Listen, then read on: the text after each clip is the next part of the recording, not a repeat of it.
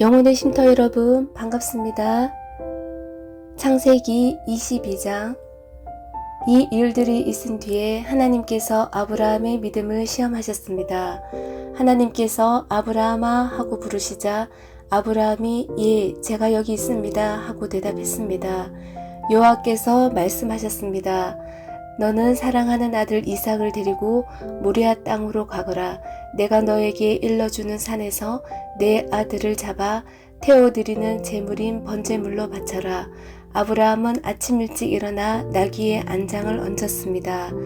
아브라함은 태워드리는 제사인 번제에 쓸 장작을 준비한 다음에 이삭과 두 종을 데리고 길을 떠났습니다. 그들은 하나님께서 일러주신 곳으로 갔습니다.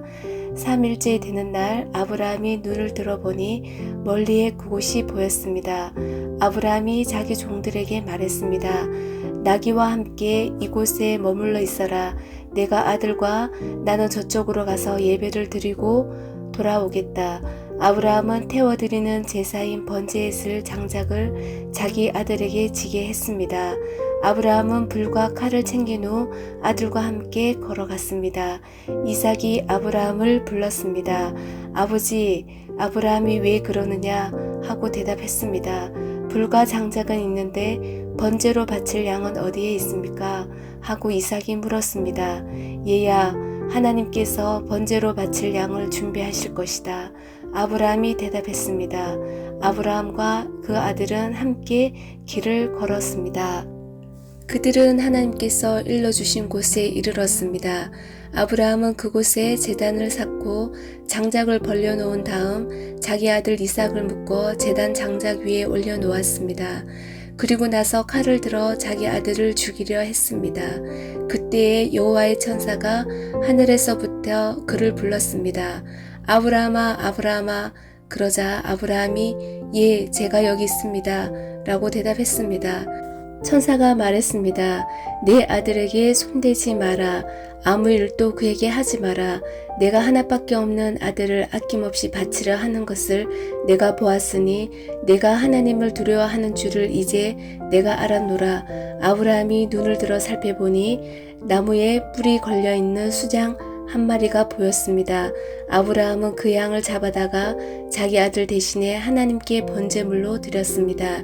이 일 때문에 아브라함은 그곳의 이름을 여호와 이레라고 불렀습니다. 그래서 지금까지도 사람들은 여호와의 산에서 준비될 것이다 라는 말을 합니다. 여호와의 천사가 두 번째로 하늘에서 아브라함을 불렀습니다. 천사가 말했습니다. 여호와께서 말씀하셨다. 내가 하나밖에 없는 아들을 아끼지 않고 나에게 바치려 했으므로 맹세코 내가 너에게 한 가지 약속을 해 주겠노라. 내가 분명히 너에게 복을 주고 또 많은 자손을 줄 것이다. 네 자손은 하늘의 별처럼 바닷가의 모래처럼 많게 될 것이며 네 자손은 원수의 성들을 정복하게 될 것이다.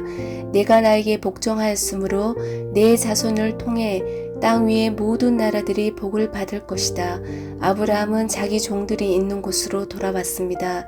그리고는 함께 일어나 브엘세바로 갔습니다. 아브라함은 브엘세바에서 살았습니다.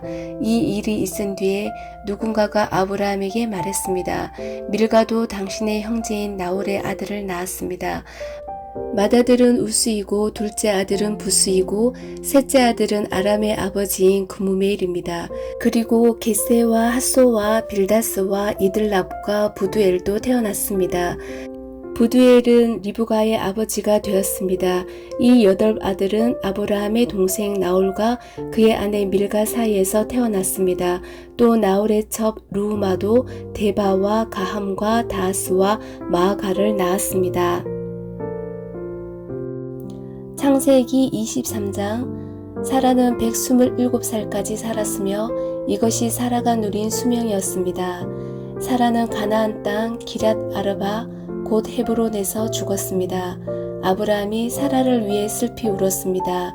얼마 뒤에 아브라함은 죽은 아내 곁에서 물러나와 헷 사람들에게 가서 말했습니다.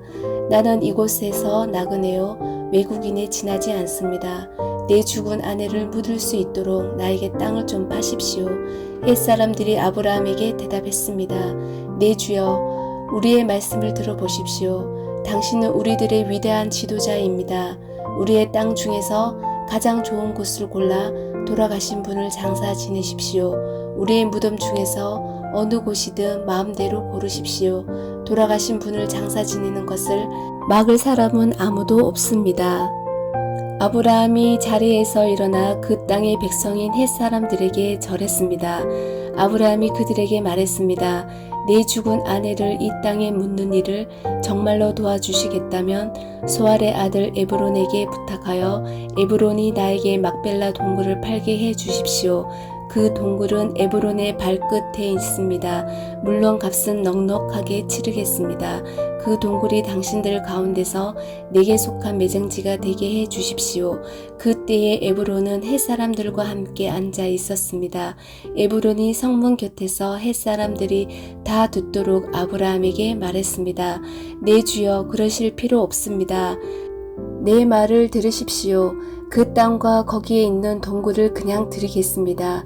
이 사람들이 보는 앞에서 다 들을 테니 돌아가신 분을 장사 지내십시오. 아브라함이 햇사람들 앞에서 절했습니다. 아브라함이 모든 사람들 앞에서 에브론에게 말했습니다. 당신이 진정 나를 위한다면 내 말을 들으십시오. 밭값을 다 치르고 사게 해 주십시오. 내 돈을 받으십시오. 그래야 내 죽은 아내를 거기에 묻을 수 있습니다. 에브론이 아브라함에게 대답했습니다. 그 땅을 값으로 치면 은 400세겔은 되지만 나와 당신 사이에 그것이 무슨 말입니까? 돌아가신 분을 장사 지내십시오. 아브라함은 햇사람들이 보는 앞에서 에브론이 말한 은 400세겔을 장사하는 사람들의 계산 방식에 따라 달아주었습니다. 이렇게 해서 마므레 동쪽의 막벨라에 있는 에브론의 밭이 팔렸습니다. 그 밭과 거기에 있는 동굴과 밭의 사방을 두르고 있는 모든 나무가 성문에 들어와 있던 햇사람들이 함께하는 가운데 아브라함의 재산이 되었습니다. 그리고 나서 아브라함은 자기 아내 사라를 동굴 속에 묻어 주었습니다. 그 동굴은 가나안 땅인 마므레에서 가까운 막벨라 밭에 있었습니다. 마므레는 지금의 헤브론입니다. 그리하여 밭과 거기에 있는 동굴은 햇사람으로부터 아브라함에게 속한 매장지로 바뀌어졌습니다. 감사합니다.